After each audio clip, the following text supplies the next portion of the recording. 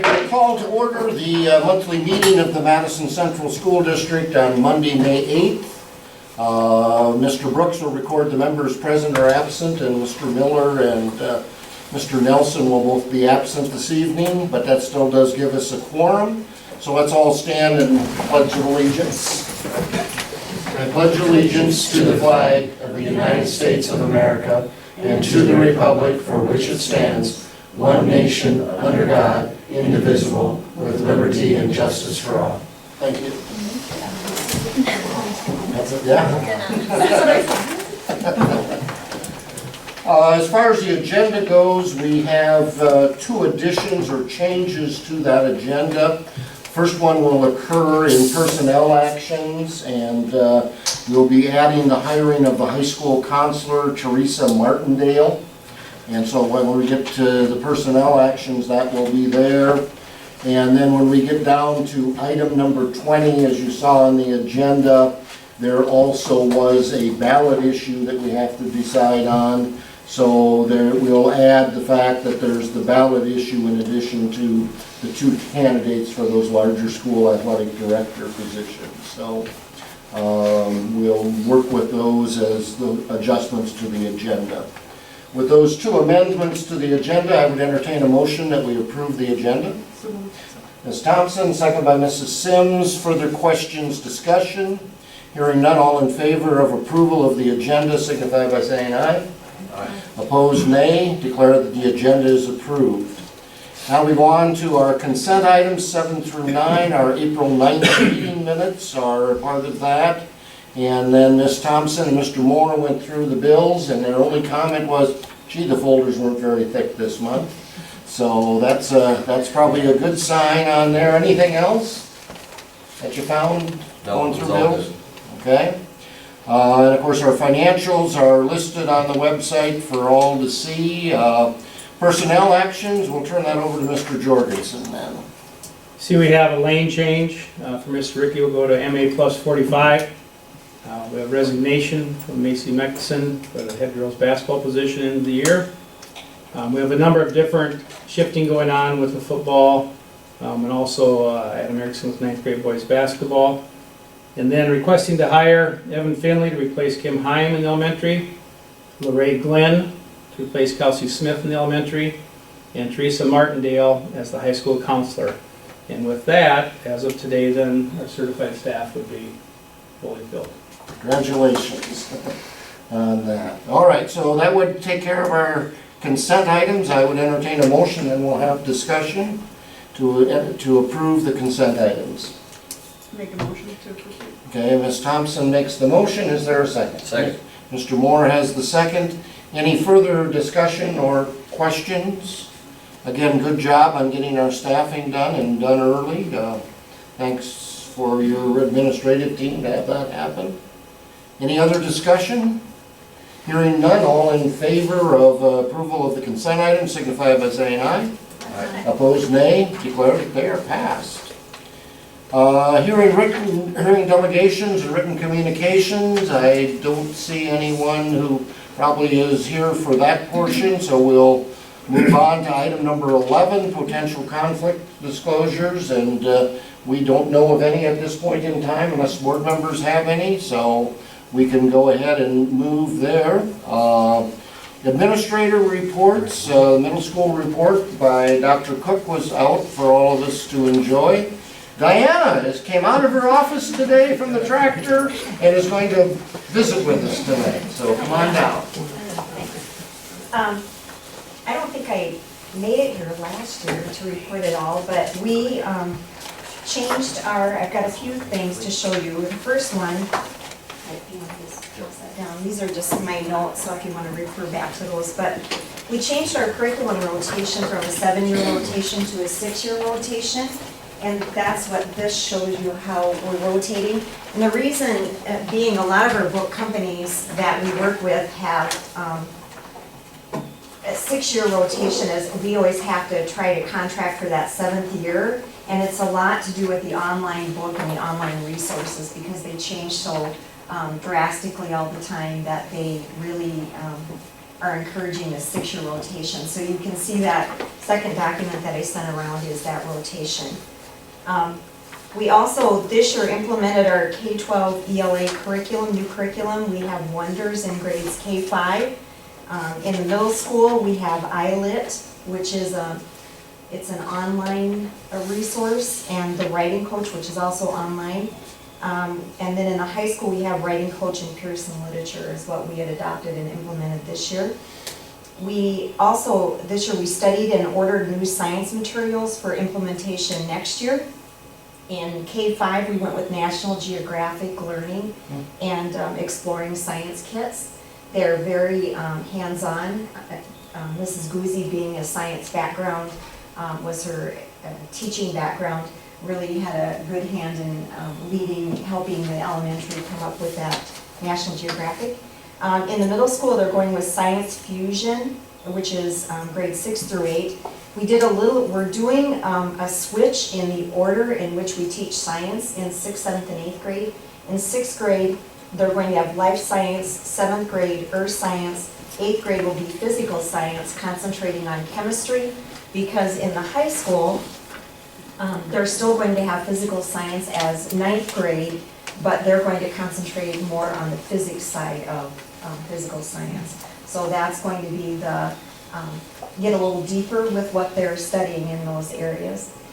And you can see in high school 9-12, they mostly went with Houghton Mifflin Harcourt, and those are some of the book titles. They did go for their AP, they had to follow DSU's book, which was McGraw-Hill.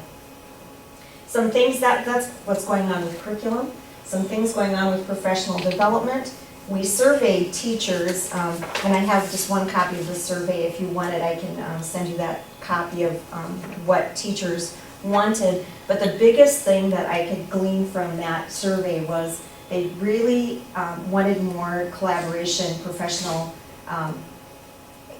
talking time, talking about like science teachers 6, 12 talking together about what they're doing, and instead of just always sitting and listening to someone, doing some actual collaboration. And I know that in the elementary, Janelle had worked hard last year, maybe it was even 2 years ago, to get a common collaborative time for the elementary. Middle school has that collaborative time as part of their period that they have, right? And I know that Adam has done some 9 o'clock starts in the past for some collaboration time. But we also spent some of our early dismissals this year with those department grade level collaboration times too. We also had a district data retreat during the fall in-service. We have a PD plan that we've worked on for the district, and we're tweaking that for this next year. That's one of the things that we're doing is looking ahead. We had 2 book studies this year for credit. We studied Innovator's Mindset. We had 10 teachers enroll in that one. And Mindset in the Classroom, which was more of an elementary one, and we had 8 teachers enrolled in that book study. I also did a weekend workshop for credit on vocabulary, and we had about 10 or 11 enrolled in that. Some were out of district and some came from St. Thomas to take that vocabulary class. So we've been doing some things outside of just the school day for our teachers too. So we're currently working on next year's PD. And just one more thing to hand you, one more piece of paper, and then I'm done with the trees. But that just tells you what we did this year for our early dismissals, what we did in the fall in-service. So you can see the teachers are busy with a variety of things that they're learning. Look over that just to see what some of the things were, and if you have any questions for me on either curriculum or PD or anything. Really appreciate your efforts. I Well, think it's something that we have been missing prior to your arrival, was a concerted effort on that. So really appreciate what you're doing. Well, it helps to guide, and have that common plan that we're all looking toward. Increasing student achievement is our main goal in the whole child. So thank you. Thank you. Any other questions? Mr. Jorgensen, do you have some administrative things? Just a few things I'll touch base on.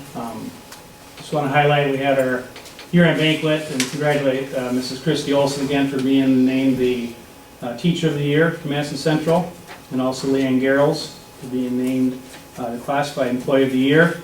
Talking to Mr. Shaw, we have 3 seniors who have received the 2-year Build Dakota Scholarship coming forward, and we also have a senior who received the 4-year Dakota Corps Scholarship. So, very impressive, and congratulations to those students that will come out later.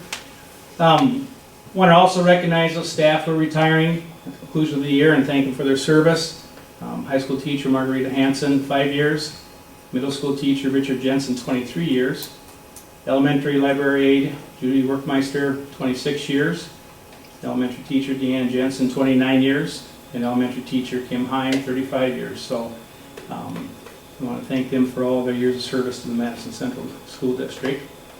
As I mentioned, we have all of our certified positions filled currently, and hopefully it stays that way now.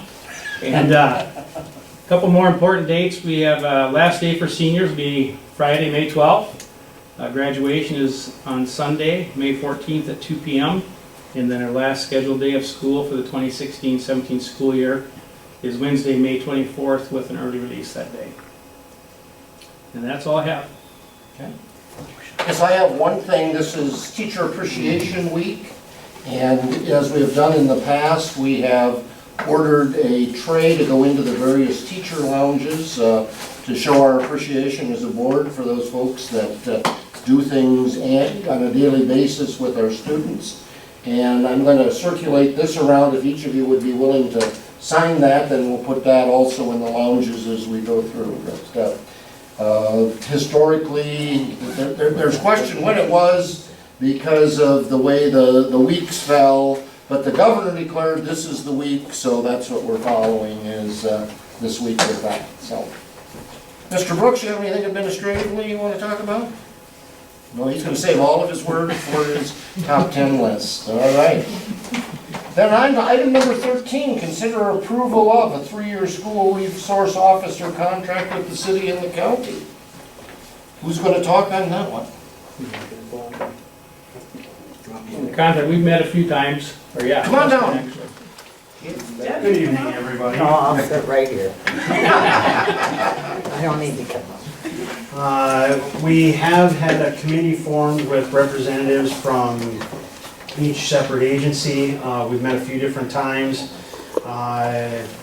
Commissioner Deb Reineke has been representing the county as well as Commissioner Walder and myself representing the city. At the conclusion of this year, our current agreement that we have had involving SRO Ben Gant is expiring. We are looking to renew that. We are very pleased with how things have meshed together during our first 3 years of having an officer within the school district. I think Officer Gant has done a fantastic job in involving himself within the school, not only dealing with law enforcement issues, but a lot of day-to-day things. We have benefited, I think, on both sides of the table from having him within the school, and we would look to continue that agreement as set forth in the old agreement, just updating it. And just to go over some numbers, SRO Gant's pay for the next 3 years, including wages and benefits, in 2018 will be approximately $71,000. 2019 is $73,000, and 2020 would put us right at $75,000. Our operating costs for the position, to include equipment and vehicle maintenance and things along those lines, run approximately $4,500 a year. So if we were to split that equally between 3 entities, being the school board, the city, and the county, 2018 would be $25,165. 2019 would be $25,825. And 2020 would be $26,500. What we are asking as the city is if you would please consider to keep that at $25,000 as the school board's contribution. with the understanding that the county and the city would move forward in this same agreement. My understanding and my conversations with Commissioner Waldner is that he is 100% for this and would look to speak to it next week when we go in front of the city on the 15th and I believe the 16th for the county, Deb? Yeah. So that is basically where we're at. I can give you some stats on what Officer Gant has been doing up here, how busy he's been. If you would like that, I'd be more than happy to share that. If you have any other questions, I'd be happy to field those as well. Might be good for the media and for the board to hear Okay. some of those. We compiled these stats mid-March. Since Officer Gant has been in the position, we looked at what he had been doing during his time within the school. And during that time, we found that he has dealt with or generated 139 calls for service. Approximately 20 of those calls for service involve students that reside outside of the city limits. He has also produced 96 case reports. Now, a calls for service is anything that an officer would deal with where he feels that we need to generate information to log for future references. A case report is a furtherance of that calls for service. So in that case, we had 96 case reports, and 10% of those were incidents that occurred outside the city limits and involved those students as well. So approximately 20% of the work that SRO Gant has been dealing with is involving students from outside the city limits. And a lot of those cases are dealing with those types of sexual offenses, assaults, alcohol violations, welfare checks, terrorist activity. We had one incident of that, and a number of mental evaluations. A classic example of his day is this morning at approximately 9 a.m. he was dealing with a mental evaluation, and then he was taking an assault report later this afternoon. So that's typically the type of day that he goes through. On top of that, he's teaching Empower to the 5th graders, and so he does stay busy up here. He runs back and forth between the 3 schools quite a bit. And like I said, it's an asset that has turned out to be much more than we thought it would be, and we couldn't be happier with it, so. I have a comment. Come on. If I may. I do know I'm 100% behind it, and as a little deal, I was talking to Officer Gant Saturday out at Prairie Village, and he and I talked quite a bit, and you wouldn't believe there was a couple juniors and seniors out there, how much they respect him. And one of them, he's a senior in high school, and came right over, and you know, and usually kids are afraid of officers. Now, Justin, everybody would be afraid of but they do. I could just see it when he came over to talk to Ben, and he was just in plain clothes. I mean, you know, so I think it's a good thing, and Mr. Jorgensen and Jenny and Mitch have heard this. I wish there would have been an SRO when my son was in school. It might have helped him. I mean, he's doing good now, but it might have helped him. So I think the county will support it 100%. Thank you. Other comments by the board? I think it's been a wonderful addition for our district and for our community and for the county. And last year at graduation, it was so interesting to be sitting on the stage as Officer Gant was on the side and watch every one of those seniors almost making eye contact with him and him making contact back with each of them also. And I mean, that just speaks volumes of the type of, and it's all a matter of relationships, and that's what we're certainly working for. And I think we have a wonderful person. We've been very fortunate with the person that we have, and I think the agreement has worked very well, at least from my perspective on the board. And I think our administrators definitely echo that same. Definitely. It probably takes a lot of extra duties off of your guys' back that you were dealing with. He does a great job. The rapport with the kids is just apparent in the hallways, and Even outside the school. yeah, it's just there's so many pluses to it. He talked to me though about a negative. He said he can no longer sneak into the grocery store and not be known. He has mentioned that before, yes. And anybody who's been in education knows how that all works out, that you no longer are incognito on that. But if that's a negative he has to deal with, we're pretty happy about that. Absolutely. So I guess at this point in time, I would entertain a motion. So moved by Mr. Moore, second by Ms. Thompson. Any further questions or discussion? Hearing none, then all in favor signify by saying aye. Aye. Opposed, nay. And I have 3 copies of the agreement, and I'm going to sign it now based on the action of the board. Thank you for coming.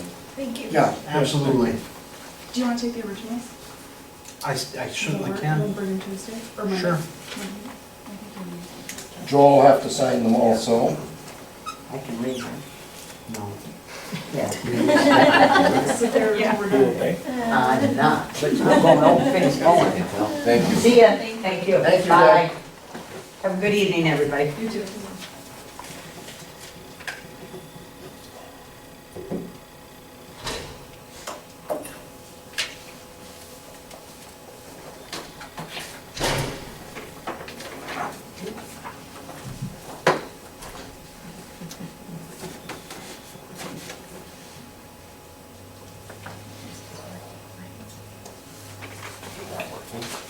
We have a computer guy in here, he knows you. He might be able to help you.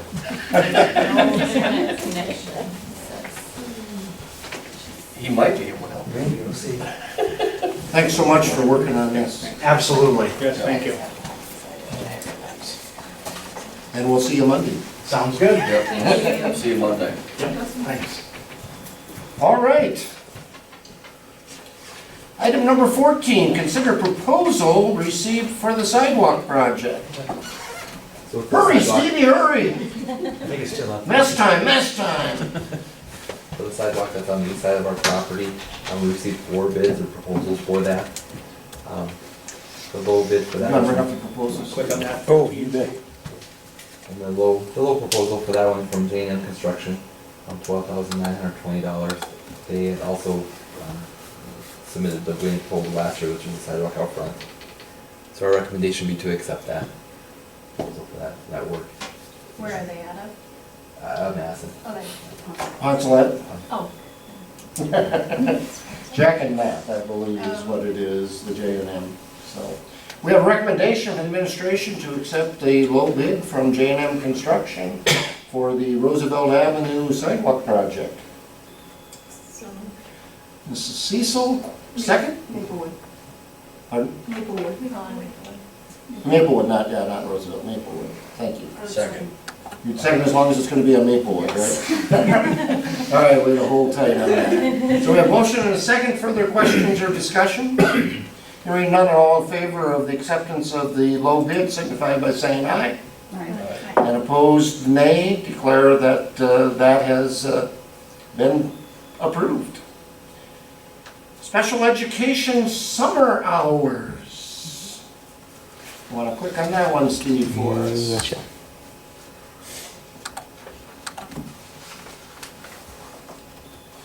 This is something we do on an annual basis, pretty much prescribed by IEP process that we have.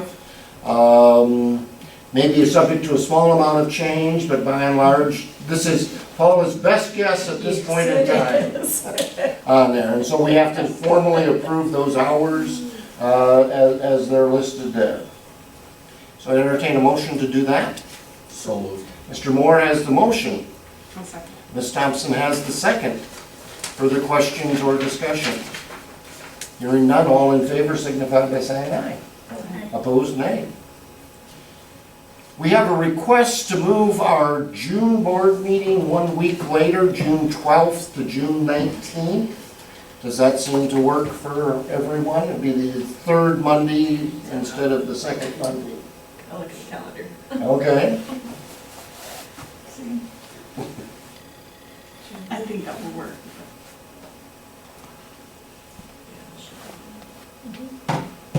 Might be traveling back from Sioux Falls, that'll be fine. Give you a reason to get away from unpacking boxes, John. All right, so we would need a motion then to formally, for just June, to change our June meeting date from the 12th to the 19th. So moved by Mrs. Sims, is there a second? Second by, we're gonna have Mrs. Cecil. Further questions or discussion? Hearing none, all in favor, signify by saying aye. Aye.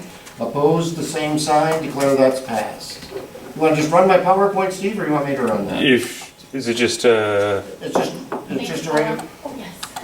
just a PDF? Okay. yeah, You bet. it's just PowerPoint. You don't need to approve that, do we? The PowerPoint? Yeah. Uh, There's a line for the motion. Oh, The motion. I think we're with that. Before that. Thanks for that in a second. I know what my support is. All right, we'll go on to Mitch's top 10 then. Look at that, finance. What I did is I kind of switched things around a little bit in terms of the order. We really weren't to chapter 9, but as we get ready for Mitch's time to give us our preliminary budget, and Mrs. Sims and Mrs. Cecil and I had the opportunity to meet on that last Friday and things, I thought it would be good just to take some time and look at that. So, you want to switch there, Steve? There we go. So finance basically is giving us a little bit of background. The citizens of the district are the ones who really fund our public education, and they expect the board and the administration to become accountable for those dollars. And there's more to the board's role in physical management than just simply oversight. We have to establish priorities, and we do that as a part of our budget. And then we have to also use resources that sends a message to the staff and our people as to how serious the board is about us accomplishing those goals. We have a budget, and we'll actually be doing a formal budget hearing at our June meeting. That's usually the 2 to 2.5 hour presentation by Mr. Brooks. We're working to trim that slightly this year, but we'll have to see. But the budget actually, is probably one of the most important documents that we can do as a school board. It's the operating plan for the fiscal year. The revenue portion provides a means of finance, and you'll hear much of that as we look at our preliminary budget. And the expenditure provides the summary of the proposed expenditures. And the budget truly becomes a working document that we have. Public schools are financed by revenues received from local, county, state, and federal sources, and by other sources such as sales of bonds, borrowing money by issuing promissory notes, sale of property. We really don't have any of that we've done, and potentially insurance adjustments would be another source of revenue. The proposed budget for the next fiscal year needs to be completed no later than the regular meeting in the month of May, and that's why we're dealing with it now. The annual budget process involves 3 phases: the preparation, and then eventually the adoption of the budget, and finally the administration then actually executes that budget. The preparation phase is generally the responsibility of the business manager and the superintendent.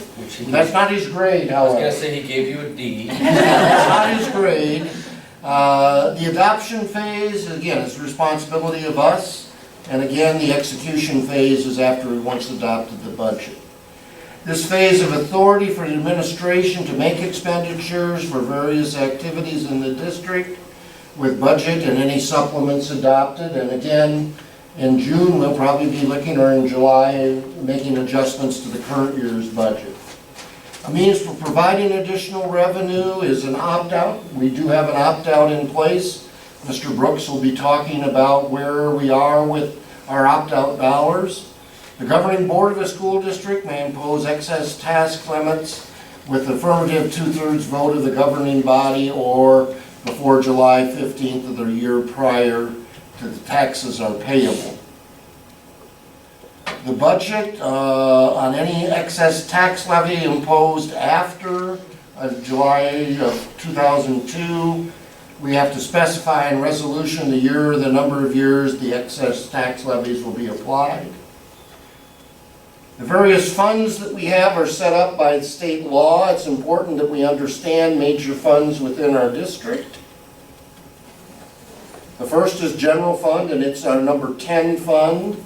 The general fund is a fund to account for the financial resources to meet the operational cost of the school. If we have a capital acquisition of $1,000 or less, and that's still the limit, right, Mitch? That hasn't changed. Or maybe $1,000 or less could come out of general fund. Capital acquisitions above that 1,000 need to come out of the capital outlay fund. There's been some changes also with other things that can come out of that capital outlay fund. And much of that was redefined during the blue ribbon legislation that passed last year. Acquisitions from IEPs may be paid for from the special ed fund. Our capital outlay fund has a number of Fund 21. I always wondered where Mitch got these numbers, but now I know, okay? The capital outlay fund is provided by law for the purchase or lease of land, improvements of grounds, construction of additions to and remodeling of facilities, purchasing textbooks. As Diana talked about, we've got our big purchase of our science curriculum, and that will be paid for out of capital outlay, instructional software, purchase or lease of equipment. There continues statewide to be talk about the future of capital outlay. There's a number of districts that are relying more heavily on capital outlay for their general funds. We're not one of those districts right now, and I think that's what allows us to keep our facilities in the way that we do. School districts are allowed to extend capital outlay funds not to exceed 15% of the contract amount for contracting or leasing of buses also. The school board in number 21, Fund 21, at its discretion authorize an annual levy of tax not to exceed $3 per thousand. That's where we are as a district, and that was a huge discussion item as a part of the blue ribbon legislation last year. And again, the capital outlay funds are governed by the law for each of us as school districts. Special education fund is 22, and it was established to pay cost for those students who need special education or related services. Each district shall provide all of its residents in need of special education or related services with a free and appropriate education. And again, that's part of being a public education institution. Capital acquisitions needs are addressed in individualized education programs or the IEPs that may be paid for out of that special ed fund. Fund 24 is the pension fund, and that's something that we had previously, and it was authorized by law. However, according to the blue ribbon legislation, following 2016, there's no new dollars that are going into the pension fund. We were able to, prior to that time, actually tax the pension, or tax the taxpayers for those dollars to go into the retirement fund. That retirement fund was set up to do one of two things, either to pay the district's contribution to South Dakota retirement system or to fund some form of a retirement benefit for our employees. The fund balance by the 2021 timeframe will be rolled into the general fund if there is any, and then again that will come under the rules of limits that are placed there. Debt service fund 30 used for accumulation of resources or for the payment of general long-term debt, principal, and interest. Capital projects fund, Fund 40, these are the funds account for financial resources to be used for major capital facilities other than those financed by proprietary funds or trust funds for either individuals, private organizations, or groups. Then we have trust funds. These funds are accounts for resources that are legally restricted to the extent that only earnings and principals may be used. Purposes that support reporting for this And this is the benefit of the government or the citizenry that it has to be for. 50, the enterprise funds, okay, that are refinanced or operated in a manner similar to a private business, where the intent of the governing body is that costs, expenses, including depreciation, providing goods and services on a continuing basis, where the governing body periodic determination of revenues earned or expenses incurred is appropriate for capital maintenance, public policy, management control, accountability, or other purposes. We have some 50 funds. Our Fund 51 is the fund that's used to record all financial transactions relating to our food service operation. Our 53 fund is the driver's ed fund that we have established because, what was that, about 5 or 6 years ago, there was legislation that we were not able to offer driver's ed as a part of our curriculum. It had to be done on a self-pay basis. So we had to establish a Fund 53, and then being that we're self-insured, we have our health fund, which is a Fund 55. Then we have our agency funds, which are our student activities accounts. Those are the trust and agencies on our reports that are out each month on our website. Each club provides information to the business office where who the club officers are, what the advisor, who the advisor is, and general activities. As a means of providing control, the club treasurer shall reconcile their cash balance with Mr. Brooks on a monthly or regular basis. And again, prior to any checks being issued for that, the vouchers shall be signed by club officers prior to that check being issued. We have a Fund 71, even though the book talked about a Fund 65. And then we also have another Fund 76, that is where our educational foundation is. There could be some other funds for accounts for funds of the district. And again, that's why we hired Mr. Brooks, because he knows all about those.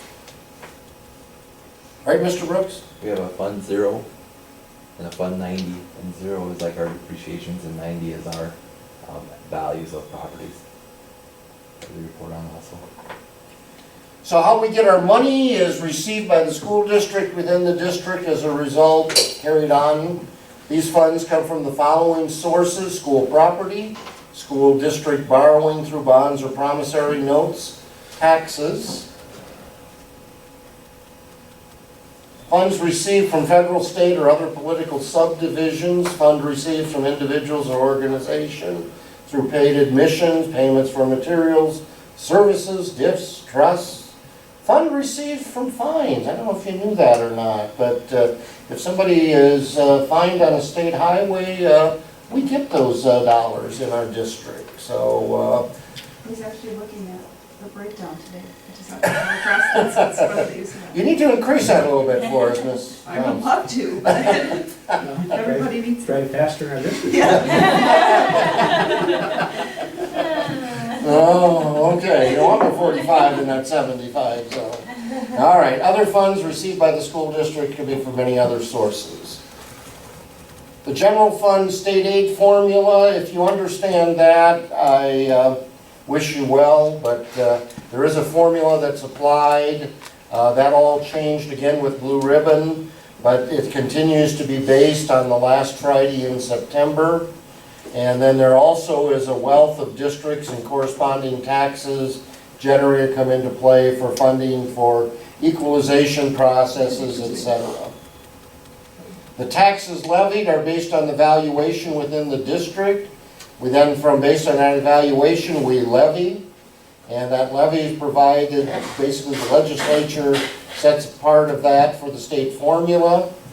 Current taxes are divided into prior years and current years, and generally a district receives 95% of their taxes, but look how good Madison Central District is. We get 98.5% of ours. The first half of the school taxes are from the prior year's levy. We get 48% of our local tax revenue during that period. Those are the taxes that we pay generally in April. The second half of the year's taxes are the county's current level funds for the school budget, and we get about 52% of the revenue. And those would be taxes that would occur like in October. Auditing, we've all had the opportunity to see our audits. I think that's a credit to Mitch that our auditors don't find anything that we've done incorrectly in things, but that's a strong line of communication between the school board and the auditor. If you want an experience, I yield the opportunity to sit on the exit audit interview sometime, but ensures taxpayers that their funds are being well cared for. And again, the overall responsibility is the financial affairs, is we owe this to our public to be sure we're doing things correctly. The intent of the audit serves to attest to the accuracy of what we're doing. After reviewing the records, and they review every kind of record imaginable, the financial numbers for the prior year's activities, and again, the work of the board and its auditor is just beginning at that point in time. There's a presentation of the audit in a public session, and we have to publish the results of that audit also. Discussion topics will include areas that are being managed and well as concerns that have been raised to generate a good dialogue. The auditor with the auditor means that each board member could review or should review the management letter and the actual audit document. Being prepared for this important discussion means being prepared to ask good questions. A discussion with staff of what's next, and then formal acceptance, which we do again as a part of board action. The school district shall have compliance with their audits at least every 2 years. We do ours every year. Audits may be done by the Department of Legislative Audits. We use a private firm and have been very pleased with that firm for a number of years. And the business manager is responsible to report this, not necessarily to the county auditor, but to the Department of Education. That includes our indebtedness, the purpose for which we issue those liabilities, our assets, our resources, our expenditures, our receipts, and disbursement at the close of our fiscal year. And again, we run a July 1 to June 30th fiscal year. So, good job, Steve. I'm going to take you someplace with me now, huh? So, you know, to be a presenter? Anna. Yeah, well, just got to read along. It's not too bad. All right. So that takes us to item number 18, the preliminary budget.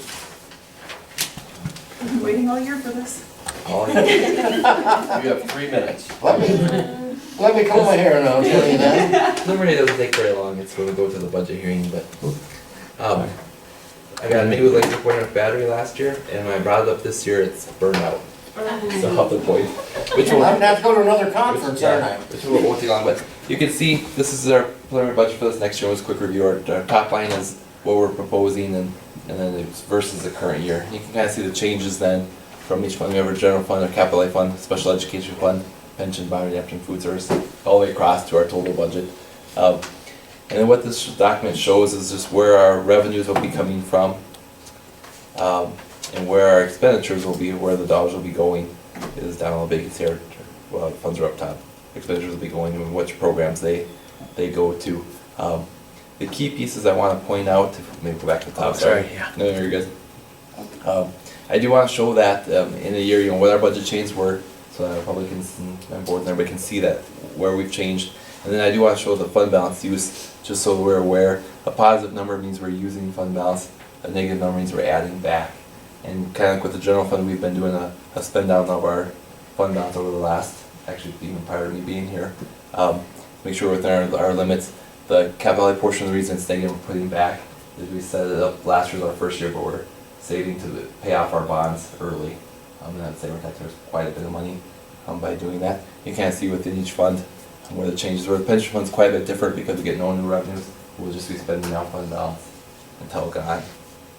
So that's kind of the total of that. At the budget hearing, we'll go line by line. You want to talk about the opt-out? Oh yeah, and with the opt-out, I got that right in my We have a $250,000 opt-out in place. Last year, we only asked $100,000 of it. And the year before, it was $150,000. So it has stepped down. In this next year, this budget that we have up there, is asking for $100,000, so same as we've asked for this year. That opt-out does expire in 2018, December 2018. So next year would be the year in which we look to revisit the use and the need of that. And I thought I'd go through, just for the quick scenario, the top 10 budget changers from this year And to he had to next year. struggle to find 10. It was actually hard, we didn't have a lot of big changes. So at number 10, we're looking to add a HVAC for the heating and cooling maintenance agreement to the elementary. Building's a little bit older and there's a number of items that we need service on. By having the maintenance agreement, we feel we can get the best dollar for that. That's $6,600. Number 9 is the business office assistant we added for the Prairie Lakes purchase. For Prairie Lakes, instead of DSU providing that, we are providing it. Which leads us to number 8, which is the Prairie Lakes revenue. Oh yeah, that was $18,500. The Prairie Lakes revenue, will be up an additional $20,000. They'll pay us $32,000 for that, on that contract. Then number 7, our activity funds. This is all our sports, our play, our own turf. They changed by $38,000. And the main purposes of this is there's a piano rebuild being done for about $14,000. Tennis court resurfacing, not this summer but next spring, $18,000. And then our facility agreement with DSU, there's a $10,000 that we would match, but they invest into that on upkeep of that facility for the football track facility.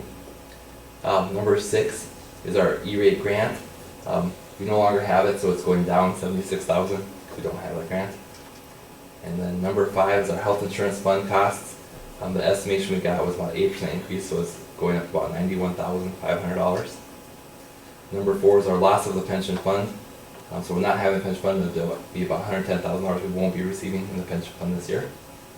Number 3, am I going too fast? Number 3 is the change in staff salary and benefits. All staff from all funds, the salary and benefits changed to $172,279, which is a 2.3% increase. Number 2 is in our construction line item. We don't have any construction this year. Last year we did the CT auto shop, so that goes down about $220,000. Number 1, biggest budget changer, is in our building and grounds repair and maintenance. It's up $453,000. And that's mainly because of the roof, which is $390,000. The boiler system for the middle school, which is $335,000. An elementary bathroom for $25,000, and then the sidewalk for $13,000. Those are the 4 main pieces to why that changed. And that's our top 10 budget changes for the proposed for next year. So then we need to take action to acknowledge or accept which? Actually, we just need to take action to set the budget hearing date. Okay. So I'll just put in the notes that we Okay. presented for them Okay. to take action on. And what we're suggesting is that that would be on our June 19th meeting, which we've changed. And we're thinking like 5:45, is that where we want to stay, or do we want to? I think that should work, unless we want anything right before. Usually we do it pretty early. So then we would take formal action to set our budget hearing for June 19th at 5:45 PM in this room. So moved. Mrs. Sims has got the motion, Second. second by Ms. Thompson. Further questions or discussion? Thanks, Mitch, for your work on that. All in favor signify by saying aye. Aye. Opposed, nay. Declare the motion is passed. Next item. Thanks to Pastor Moore, we have to go through a process of appointing a person for the open board position. And we did some research since the time that we received Charlie's notification there. And this is similar to a form that was used the last time that we had an opening on the board. And I was the last appointed person to the board on here. And so this is what this is open to discussion, but I guess what we're going to do, I would recommend that we would do is that we make this application available. Will be on the district website It will be probably a printed copy available also in the district office. And the media, I'm sure, will do a good job of letting people know of the opening. And I have had 2 people who have contacted me about the opening on the board. I will obviously do my obligation to send back to them the information that we decide this evening. What we would do then is receive these applications, and then I guess I'm leaving it up to what the rest of the board feels we would like to do. I know for my position, they narrowed, someone, and I don't know who, but someone narrowed the field down to 2 candidates, and then the entire board interviewed those 2 candidates for the position. Is that a procedure you want, or you want to just evaluate the written applications? What's the thoughts or pleasures of the board on this? I'm out on this discussion. No, you're not. You're it. It's you we're looking to replace. Thoughts? Can we decide when to actually get the applications in? Well, I think we need to maybe let them know that there may or may not be an interview, I think would be my only concern with that, Leah. If we think we would like to interview, I mean, if we have only one, quite obviously, that would probably be the way we would go, we would just appoint. If we had 2, would we want to interview, do you think? Or Would we do that at the June 19th meeting or set it up before that? that's open to discussion also. And do you want the entire board to interview, or do we want a subcommittee to interview and make the recommendation? I think you have the entire board, so that they I think so. interview. Okay, I think we do the, as you mentioned previously happened, where they okay, submit this, okay, we find it, and then narrow it down and. okay. And then interview, Mhm.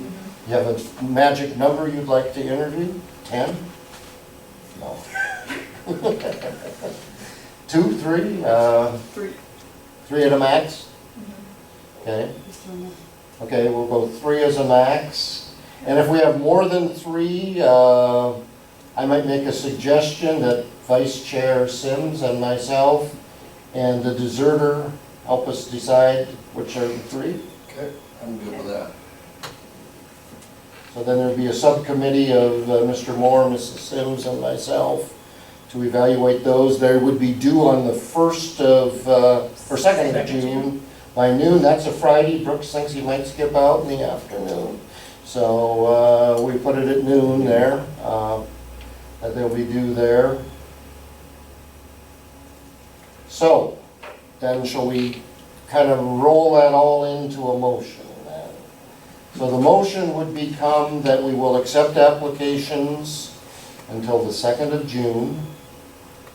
We will interview a maximum of 3 candidates as an entire board. And we will do that at June 19th, or do we want to do it at a special meeting? I think probably a special meeting, that way you can approve everything on the 19th. Okay. And then that person knows so that they're set to come in July. Yeah. Now that may be problematic. Yeah, and you could still approve the 19th. Yeah, You'd have to have an interview process first. But either way. I think it'd be good to do that between June 2nd and 19th, is review them, and then we can approve them, as you mentioned. June 19th? okay, You so, have to interview them. Right, right. And then- But we will have interviewed them at that point, so that we can come together. on the 19th. So we're looking at having a special meeting if we have more than one candidate, Correct.